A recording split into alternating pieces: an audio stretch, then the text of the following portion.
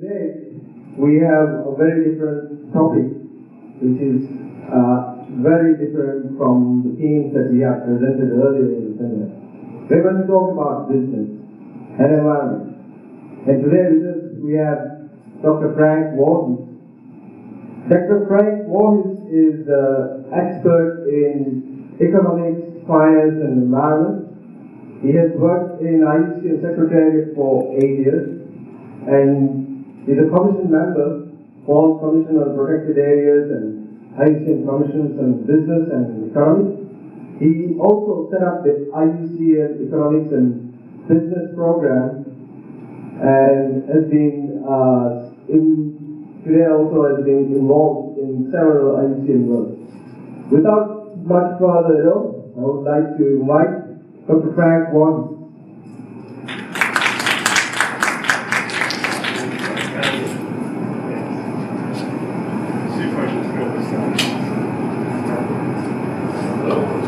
Hello. Oh, it works. Okay, we'll try and do that. When did I work for IUCN? IUCN is a very complicated structure. It has a secretariat, it has NGO members, government members, and expert commissions. And so sometimes when you start to work for IUCN, you really never leave because you're there somewhere or another. And so in the mid-90s, I joined the Secretariat as the first economist they ever had. And I remember back then my boss used to say, well, we don't know why we need an economist, but we think we do. So welcome. Is this buzzing too much? Can I move it down? Maybe you should. Buzzing a little bit. Is that okay? And so then about 1990, I started an economics program on economics of nature conservation, and then in about 2000 we set up a business program. And so part of what I'll be talking about this afternoon comes from that experience, some of the work I've been working on over the years. And you'll see the title, 3 Tools. I'm going to give you 3 tools on linking business and biodiversity, and all 3 of these tools are linked to finance. Why finance? My assignment here in the Maldives, and it's great to be able to do this work, it's so much fun, is to look at developing a sustainable financing strategy for marine biodiversity conservation. So the link between finance and business in this country is very, very obvious, because in this country the tourism sector is based on the biodiversity, and the economy is basically based on tourism. And the government gets most of its revenues from tourism, most of the jobs, most of the wealth is created there. The second major area is fisheries, which is also based on biodiversity, and the third major area is agriculture. So Maldives is a biodiversity economy. Its economy is all based on nature. And so one of the challenges then is how can you take the economy and the flows of income and revenues out of the economy and get enough of that to flow back to maintain the nature, maintain the biodiversity. So what you'll see here is then 3 tools on business and biodiversity, which are really about business and biodiversity and finance. But that was too long, so I just kept it as business and biodiversity. Okay, before I go into the 3 tools, I want to do 3 slides on words. The first word is the word biodiversity itself. And it's important because people around the world are using these words very differently. And what I put up on the PowerPoint on the screen is the official legal definition of biodiversity, not the scientific definition, but the legal definition. And this comes from the Convention on Biological Diversity, which was launched in 1992 at the Rio Plus Zero, if you will, the first Rio conference. The convention has been adopted by virtually every country in the world except for 3. One of them is my country, the United States of America. They haven't adopted it. The other 2 are sort of funny. One is not far from you, Andorra, which is a little country between France and Spain. And the third is the Vatican, where the Pope lives. So I don't know why the Vatican doesn't like the convention, but they haven't adopted it either. So everybody else has. So Maltese, of course, is a party to the convention. So this is your official definition of the word. Why this definition is important is because it's great, we're getting more customers. Wonderful, welcome. Why this definition is important is that it says that biodiversity is made up of both species and ecosystems, the word's in bold, and also a word that we don't use, the ecological complexes of which they're part. We don't use that term ecological complex much, but it's important, very important in a country like the Maldives, where your marine species and your ecological processes are part of complexes of seascapes, of landscapes, of shorelines, of coral reef systems, and so on. And so, where that's important is then, from an official definition, ecosystems are a component of biodiversity. But sometimes people will say, no, there's an ecosystem and within it there's lots of biodiversity. And when they use that term of biodiversity in an ecosystem, then they're really saying species in an ecosystem. And so the words can sometimes get confusing. Or sometimes you'll see the term which drives me nuts, biodiversity and ecosystem services. So are those biodiversity services and ecosystem services? Are they biodiversity, and ecosystem services? Then what does that mean? Because a service comes from nature at both ecosystem and species level. A species service is fish. We eat it. It's a service of nature. But it's a species service, and really more than an ecosystem service. So those words, and then today, I didn't even put it up on the board here, but it will pop up in the slide. A new buzz term is natural capital. And natural capital is a sort of a new way of saying biodiversity, or saying biodiversity and ecosystems and so on. Actually, probably the best name is back in the IUCN, the name itself. IUCN stands for the International Union for Conservation of Nature. So we really should just be talking about nature, but we use this funny word biodiversity. So first, if you're having a discussion with somebody, make sure that you both have the same understanding of the word. Because a scientist may think of biodiversity really as species diversity, and biodiversity within ecosystems, as opposed to ecosystems being part of biodiversity. Okay, so then the second thing is, there's three of these. What are we supposed to do about it? Okay, we have biodiversity, we've got a convention about it. Again, the convention says in very clear terms what our governments have said we're going to do about it. And I should say, in defense of my country, which has a hard time being a member of anything, even the United States will send 50 people to a biodiversity convention meeting. So they're very committed to it, and they put stacks of money in. The project that we're here under is funded by the United States Agency for International Development, which puts more money into biodiversity projects than any other agency in the world. So even though they haven't joined it politically, substantively, they're there. And there's three objectives in this convention, and this is right at the beginning, Article 1. And the objectives are to conserve, to use sustainably, and to, well, let's use the word properly, fair and equitably share. Conservation, sustainable use, and fair and equitable sharing of the benefits. So, if you will, conservation is an environmental objective, the sustainable use is an economic livelihood objective, and the fair and equitable sharing is a social equity objective. So this was written in 92, was written in the 80s actually, and adopted in 92. And it's very progressive language. It's a language looking at linking conservation to humanity in a very progressive way. It's very useful to think of the Convention on Biological Diversity actually as a development convention. It's a convention of sustainable development, not just a convention of protecting nature. And you'll see this, I'm going to give you next a slide that goes back to an even earlier date that is even more clear, but it's been sort of lost in the history. And I'm going to give you this next slide because of what words mean and what words come to mean. Because of this convention, today we talk about conservation and sustainable use. In the Maldives economy with marine biodiversity, the sustainable use includes both non-consumptive use, the tourism industry, and consumptive use, the fishing industry, if you will. But in the original definition of conservation, sustainable use was not a separate objective, it was part of it.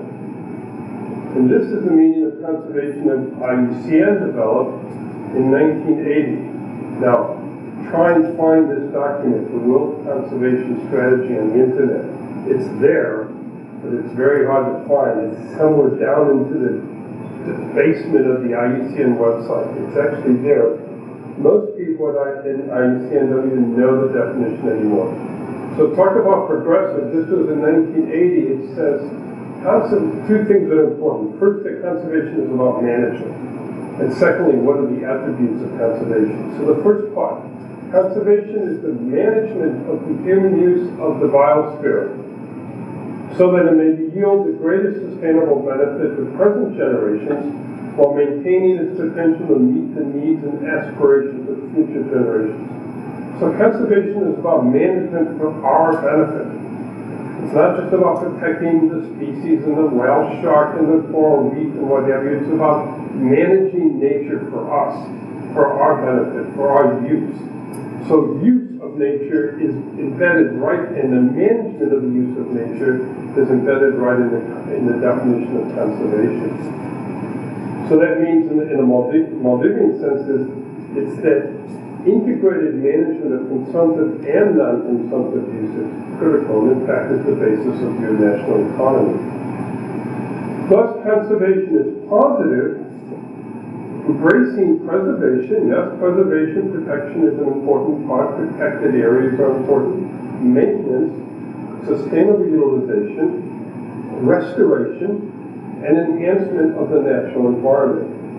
The word biodiversity wasn't invented yet, so you don't see the word there, so it's really nice. It's a free biodiversity definition. It didn't exist in 1980. In 1980, they talked about living natural resources. So this document actually has a definition of conservation, and then it has a definition of development, and it says if you put conservation and development together, you get sustainable development. First time it was used, before the Bretland Commission in 1980. It's an absolutely brilliant report. The first thing they want to conserve, this is a little side note, is to conserve farmlands for food production for people. So it's not about conserving elephants or whales or whatever, it's about conserving farmlands. Very, very revolutionary document. So that was in the 1980s when I started to really learn about this business. To me, sustainable use was an attribute of conservation, like ecosystems are an attribute of biodiversity. And so conservation included fishing, right? It included tourism, it included use of nature.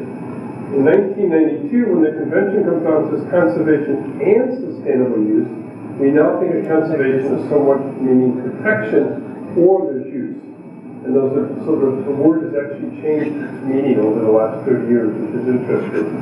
So again, when you're talking to somebody about conserving biodiversity, you can say, this is a really great discussion. What do you mean by biodiversity? What do you mean by conservation? And then we can discuss, well, what's your understanding of those words? Okay, that's just a background of language. Language is really important because, especially when you're working with the private sector, you have to define what you're talking about. You'll see in the slides, I did quite a bit of work with the oil and gas sector. The big oil and gas companies like Shell, ExxonMobil, Total in Paris, what have you, basically, they're run, most of them are a bunch of lawyers looking at words, contracts, legal agreements, framework agreements.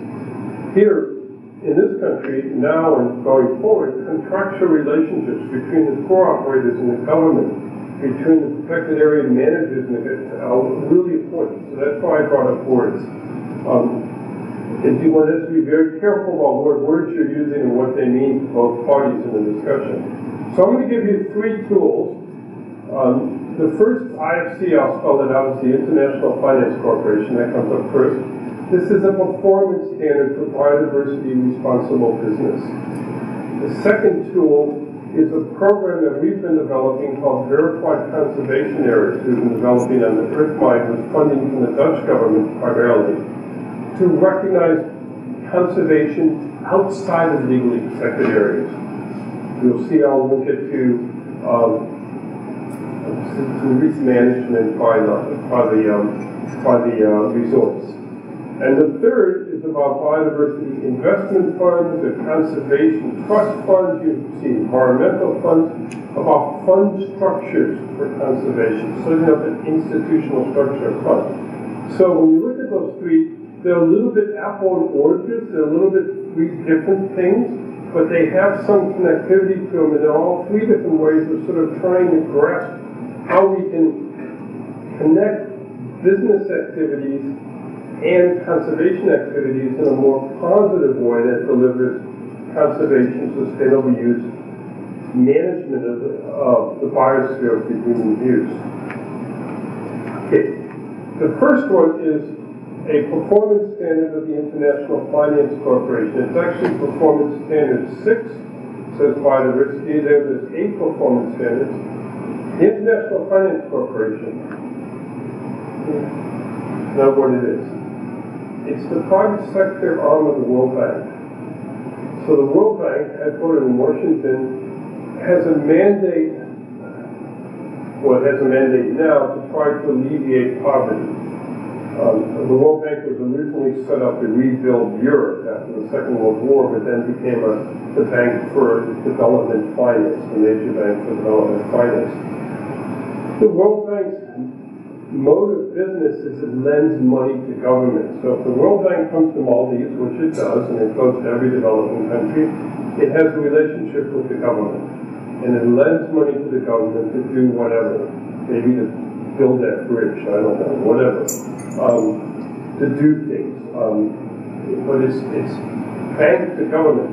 The IFC lends money to private companies in developing world. So the IFC would come here and not lend money to the government, would lend it to a resort, or to a fishing industry, or to an airline company, or to a catering industry, or to some private company. So the IFC only lends money to developing countries, to private businesses in developing countries. And then it'll lend for power projects, and it'll lend for telecoms projects, so maybe it made a loan here to your mobile phone company, maybe. It sometimes does it to government businesses that run like a business, those could be eligible for IFC loans. The World Bank itself is usually a loan to the central government managed under the Ministry of Finance. The IFC loans go directly to enterprise business. They, a number of years ago, set up a whole set of standards to say, if we're going to lend you money, we want to make sure that your business is responsible. And we want to make sure it's responsible in terms of labor, in terms of, I'm skipping the first one for a second, resource efficiency, which includes climate change and air pollution, communities, land resettlement, biodiversity, indigenous peoples, and cultural heritage. So they set up a set of standards, and when you go to borrow money from them, you've got to show to them in big documents with lots of language how this project is delivering on indigenous peoples, on cultural heritage, on biodiversity conservation, and so on.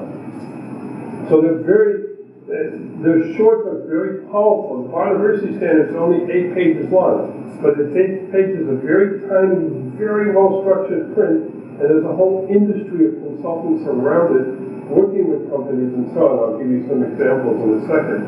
But this is an incredibly powerful tool to have the dialogue between the private sector and the conservation community about responsibility. Why is it important? It's important because not only does the IFC use it for making its loans, but it's basically been adopted by the financial sector. So this slide is about something called the OECD Export Credit Agencies. The export credit agencies are basically quasi-government banks of developed countries, the US, the UK, Germany, Italy, Spain, they all have one. And the governments will provide a credit insurance, if you will, for a company from their country to do business elsewhere. Now what they say is before we will underwrite, before we will provide that credit, we want the project to be compliant with the IFC standards.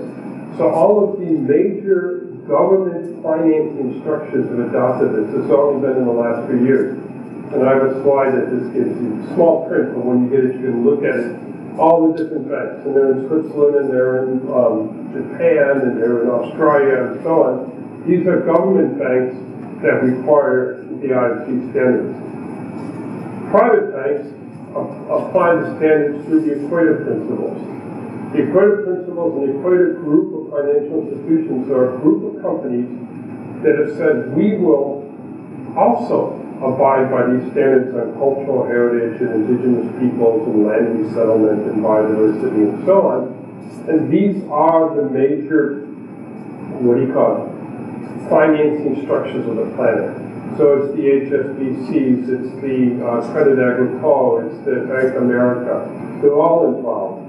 And so what you're finding today is whether it's an export credit agency or an Equator Principal bank that's signed up to a club, the Equator Principals, or it's any other bank, the main benchmark are these standards for responsibility.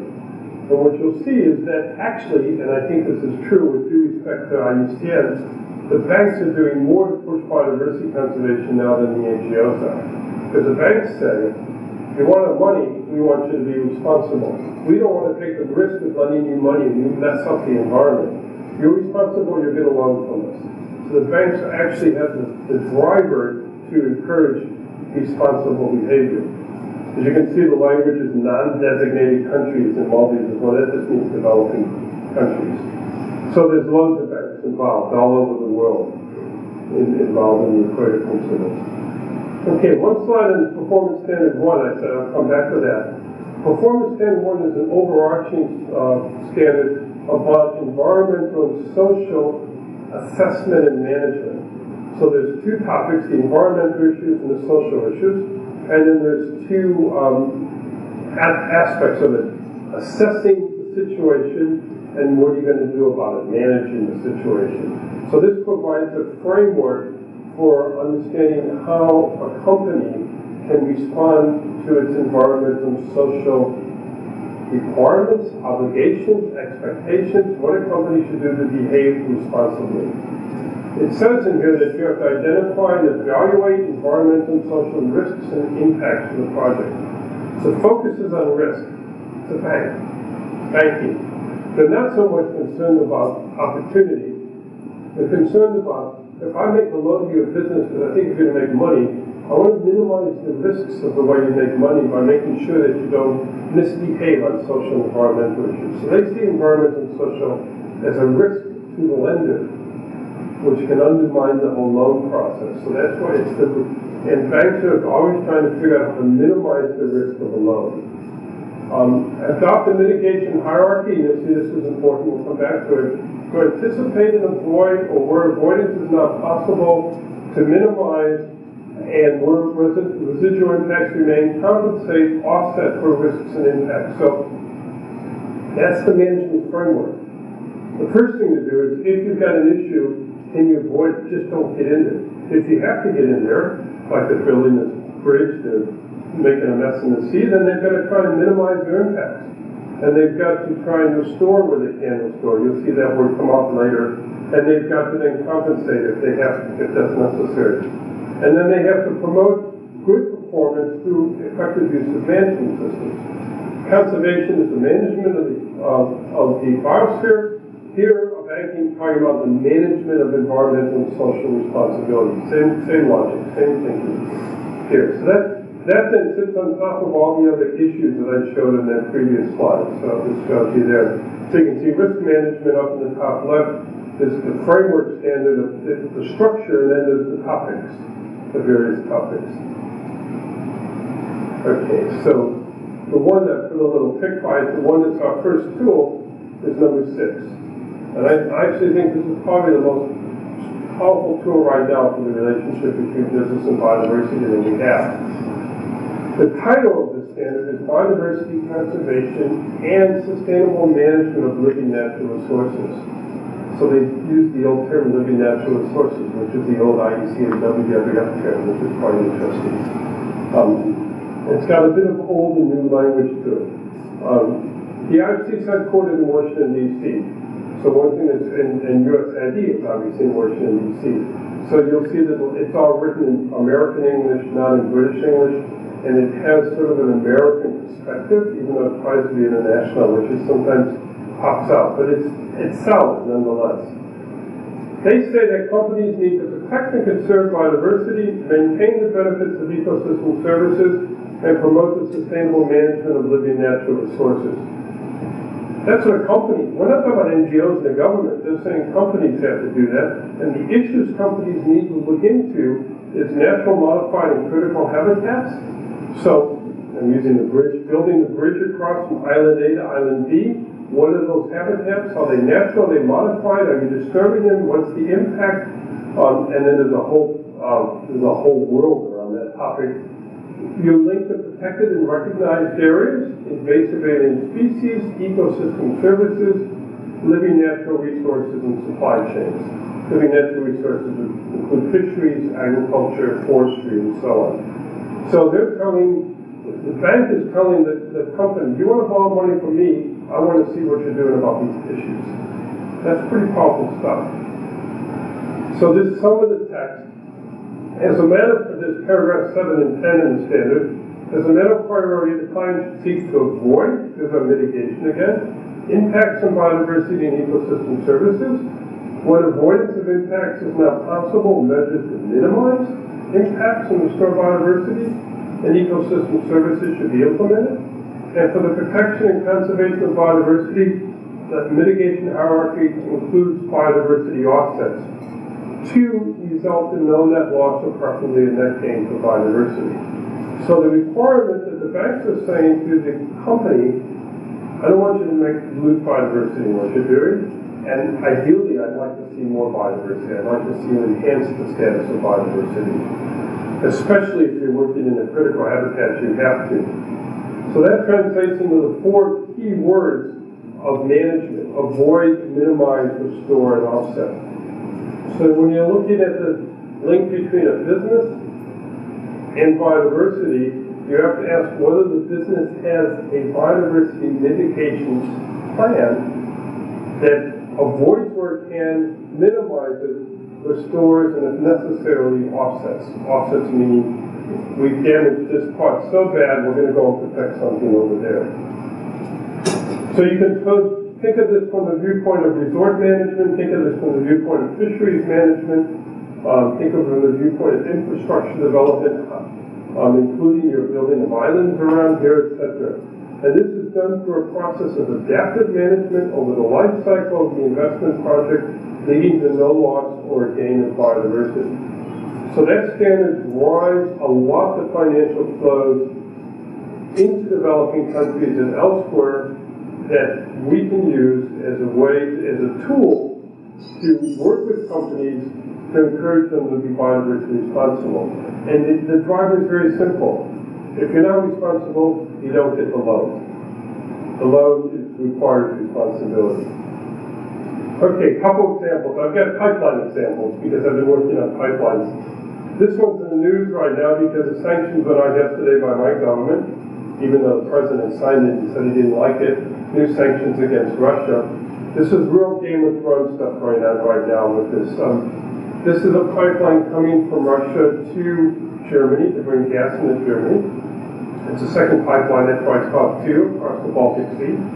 There's 3 sections of biodiversity impact. There's the shoreline in Russia where the pipe goes in. There's the sea crossing, and then there's the shoreline of Germany where it goes out. And I've been to both of the landfalls. They call them landfalls in the business.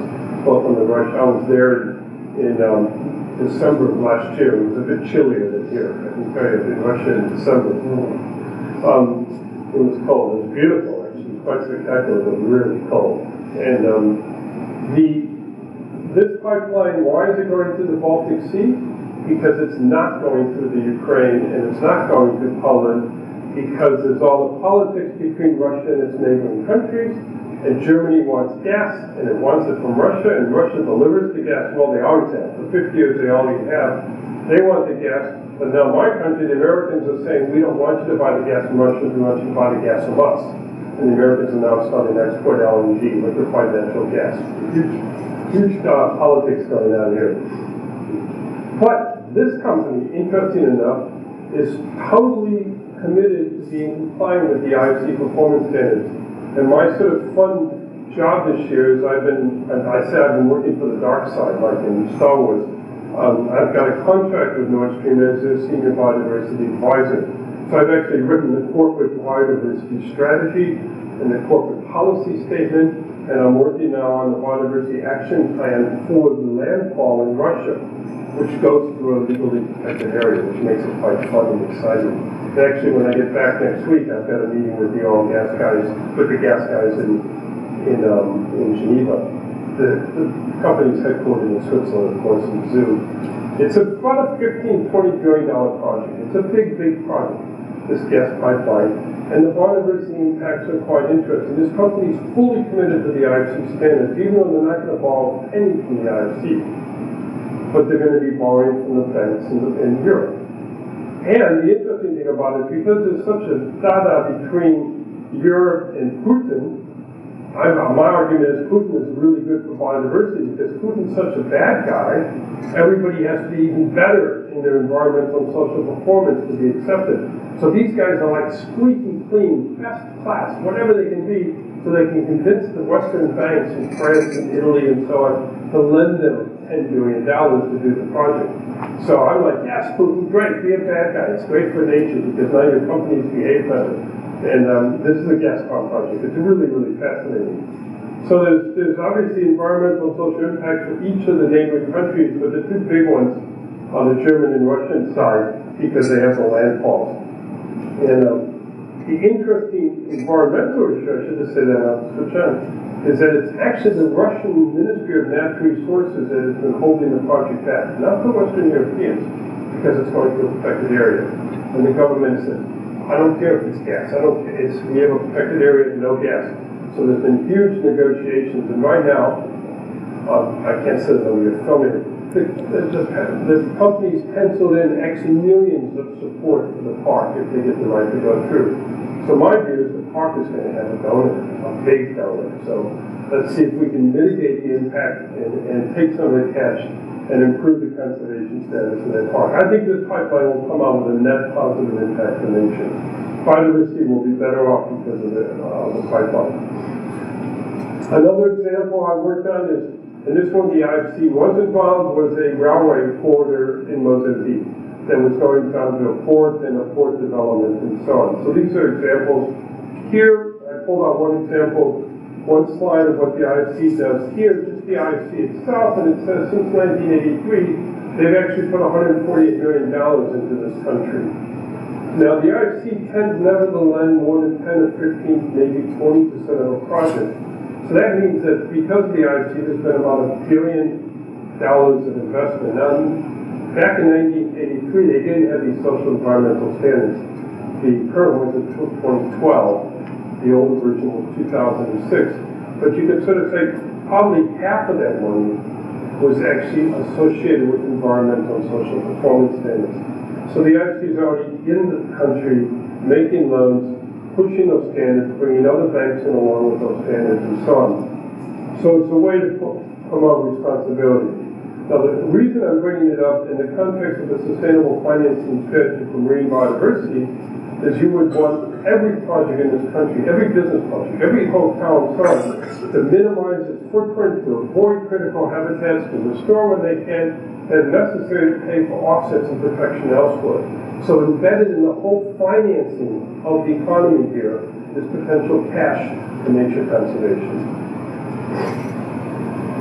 Some of which is being spent by the, as we know in this country, by the resorts conserving the areas that they're responsible for. And I'll see a slide on that later. So, number 2, verified conservation areas. I'm running out of time, so I'll go a bit quicker. But verified conservation areas is an attempt to set up a recognition scheme for areas where we live and work, for conserving areas where we live and work.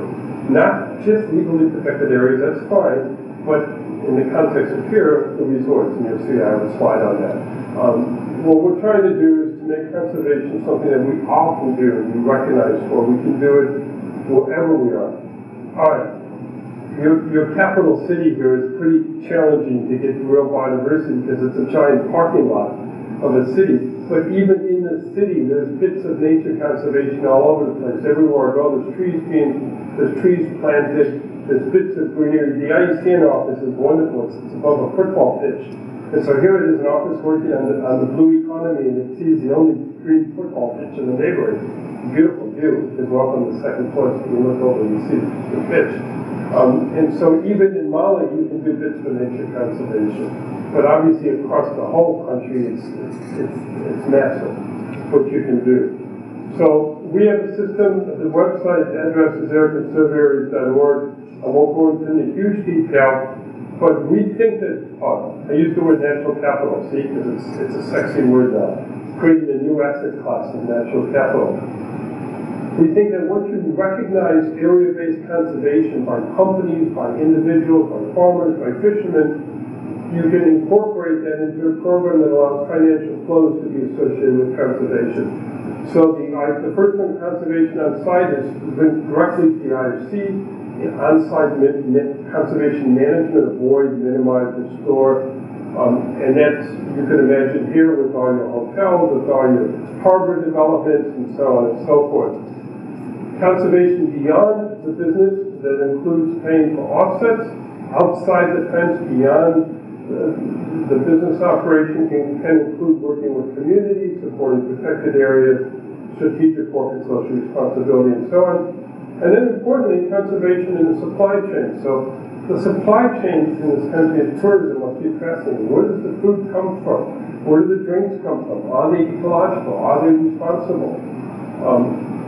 One of the projects I'll show you in a minute was a factory in Yemen where they were sourcing the fish for the factory for the workers. They had 1,000 workers. They were sourcing the fish from Dubai. And I said, but there's fishermen there and there on each side. Yeah, but those are local fishermen for health and safety. I said, it's bloody organic. It's fish in the sea. It's not going to. And they said, oh. So then they started to buy fish locally. Of course, the locals were happy. Now they had a customer. They didn't have to fly the fish in from Dubai. That's ridiculous. So conservation in a place like Mozambique, in a place like the Maldives, supply chains would be a really interesting one to look at. Are they certified? Are you bringing in organic coffee? What have you? My hotel doesn't have organic coffee, for example.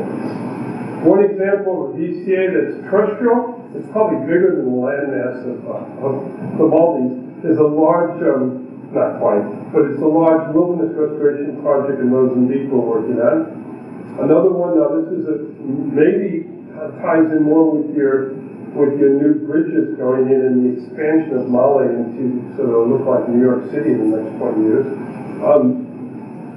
This is the LNG factory we worked at in Yemen, liquefied natural gas factory, in front of the shoreline of coral reefs. And the company conserved all the coral reefs when they built this. And IUCN had a whole inspection team out there. The folks in the team I worked with Amir Abdullah on it. We went down and inspected it. They were the divers. They went under. I did the reports. I'm an economist, so I don't do the diving, sadly. The company spent millions and protected all the coral reefs in the harbor when they built the factory. Fascinating project. And they estimated they spent about $85 million doing that. It's a great project. Well, how do they get recognized for that? This is actually biodiversity responsible gas. It's gas being shipped out from a site that is actually conserving the coral reefs. Not only conserving it, the substructure of those piers has created new hard structure that new reefs are on. And there was something like, last time we were there, before the Civil War made it impossible to go, there were 30,000 new coral plants growing underneath, so that the amount of coral coverage was going up because of the factory. It's fascinating, absolutely fascinating. And then here I pulled a bit of text out of Wikipedia about the tourist resorts. And the tourist resorts, this is in the Wikipedia page, of the size of the classic Maldivian island with the whole town. You walk all around in 2 minutes. And the reefs, not what you guys call house reef, which is a great expression, and so on. And that's a whole little conservation area. That's a real conservation area, and a lot of those conservation areas have real management capacity, and there's biologists there, and there's people doing monitoring, and so on. Going forward in a strategic plan for the country, those reef areas are actually a key part of the conservation equation, those lodge reefs, resort reefs. And so having a public-private partnership between the legally protected areas and those reefs, which you'll see in the next one, the Baja Atoll, is the pilot in the country, makes a lot of sense. So the VCA is a type of tool that could be used to recognize well-managed conservation areas by the private sector in the country, of which already there are lots of well-managed ones, but how do you recognize them? How do you monitor them? I should mention again, I went very quickly, the VCA structures again is based on the idea of management, conservation through management. So in order to be recognized as a verified conservation area, you have to have a management plan, you have to have annual performance reports, and you have to have audits of those reports. So it's about a transparent management planning and reporting program for your area. Okay, the last one is biodiversity investment funds. And again, I brought this up, they're like three different things, but they're all sort of linked, because this is another tool that's very interesting for this country. You have one, you see, I just mentioned the biodiversity, you'll see that. Setting up a legal structure that's actually dedicated to moving money for conservation projects. Right now, what you have with conservation projects in the country here, whether you're the government or you're an NGO or you're a company, it's bits and pieces. Can I get a bit of money here? Can I get a bit of money here? So I used to get a bit of money from USAID, set up a great team here, they're doing the job. When that money's gone, then what do? They got to go grab some more money. So the idea of setting up an investment fund, a long-term fund that you can actually have cash flowing is really important for biodiversity, because biodiversity conservation isn't about short-term projects, it's about long-term management. So if we can get the finances right, and then you can imagine linking IFC performance standards, VCA programs into fund structures. So securing long-term financing, providing transparency, accountability, and assurance for the funds, and that's an issue. The biodiversity Conservation Fund is a very nice website. It has a page on the annual reports, but it hasn't published a report since 2012. It would be nice to see 2013, 2014, 2015, 2016. As a citizen or an interested party, and understand where the money is going. So the funds actually ideal that they should, and they could, as I say, link into the IC standards and verified conservation. They're usually private, legally independent grant-making institutions. A lot of the work that promotes this comes out of the U.S., and they have this idea that the fund should be private institutions sitting not next to the government. In the case of Maldives, with a population of less than 500,000, I sort of think it's probably a government fund that you're looking at here, or government funds. But in other countries, Kenya, for example, they're having elections next week. It's a mess there. People would say the government's just way too corrupt there. There's too many issues. The fund's got to be private. It's got to be independent. I mean, it's not like there's corruption. There's corruption everywhere. We know that. But they have to be independent. They have to be transparent. The idea is to provide stable, sustainable, long-term sources of funding for conservation, for protected areas management, for conservation programs that may be broader, and for local community. There's a typo. I knew I had a typo. Local community projects, not local communities projects. I knew I'd do a typo somewhere. Then Lisa's first one. And typically they encompass one or more endowment or sinking funds. So you can imagine an environmental fund could have something like, they have one in Madagascar that has 100 million in it, and then they take the interest off of it every year and they spend that and they keep the 100 million. That's an endowment fund. Or they could have something like 100 million and say we're going to spend 10 million a year, and then after so many years it goes to zero. And that will be a sinking fund. And you can have a combination of those things. You can imagine having a fund structure in which some of it is endowed for long-term maintenance, and some of it is a sinking fund for setting up early infrastructure. Okay. And it allows you then to manage and disperse funds from a variety of sources, which is really important. So here you are with a small country, small number of people. If you've got everybody chasing after all different types of money, there's a lot of noise there. And a well-managed fund might be a way to actually bring the cash together, have a set of expertise at the national level that can write the project proposals and bring in the cash.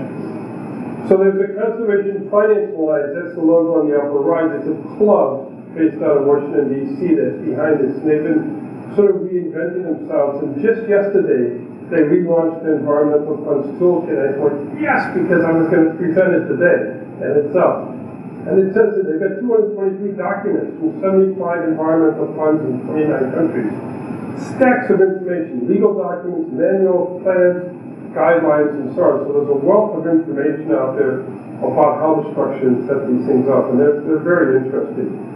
Just some examples. I'm back to my pipelines. One of the first ones was one in Africa was set up by ExxonMobil with the IFC, and this was before they had standards, and they were bringing a pipe to move oil from Chad through Cameroon to the coast. A big pipe. So a pipe is like your bridge. It's a big, long thing. It causes all the problems that these long things do, whether it's a railway track or a pipe or a runway or whatever. And then they agreed to set up an environmental trust fund that initially funded 2 national parks and later community projects. It's still going many years later. It's a very active program. And it was funded completely by the private sector. So it's a conservation fund funded by a pipeline project. I'm actually hoping that the Nord Stream 2 program that I mentioned earlier will be able to do something like this up in the Baltic Sea up north. One that's under proposal in a much more complicated world, but in a way the Niger Delta is a little bit like Maldives inside out. So I thought I'd put this up because you've got lots of water and little land. They've got a lot of land there and little water, but the water's everywhere. It's all over the place. So the water's like your islands, and the islands, it's just sort of inside out. And that's what they've got, which I don't know if you've got, is they've got stacks of oil and gas. So more money comes out of the Niger Delta than anywhere else in Africa. Now, how can you connect up all those oil companies with all the conservation issues? And they're huge. It's actually gorgeous there. Because you fly in over this huge green delta. It's absolutely amazing. But it's really dangerous. Because there's lots of unrest. Because all the money comes out of the Niger Delta and goes to the government. And the government says, we've got other priorities. So, do they put money back into biodiversity conservation or people in the Delta? 30 million people there, by the way, in the Delta. No, they build roads, and they build airports, and they build bridges, and they build universities, and they put money in the back pocket, and every member of parliament has their own private jet, and whatever. This is Nigeria, and the money doesn't come back. Well, as oil and gas, you've got tourism, same problems. The money comes in, the government says, we've got priorities, how do we get a piece of it back into us? And so what they're talking about there is with the GF and UNDP, who are here with the next slide, of some type of a biodiversity fund that could actually get some of the government money and some of the private money earmarked to nature conservation and local communities. So your pilot here is the Toll Conservation Fund, which is also set up by the GF and works in the Ministry of the Environment and works with resorts. It's really the model is fabulous because it's already got the public sector involved, it's got international donors involved, and it's got the private resorts who have a business interest in the area involved. And involved not just in saying, well, we're committed, but actually putting cash in.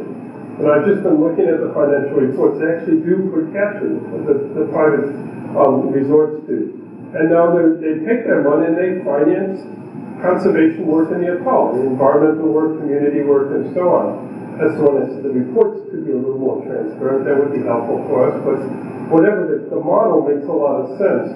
Is they have a structured model there where the money gets together. There's an investment committee, if you will, and they move it out to different projects, and then you go.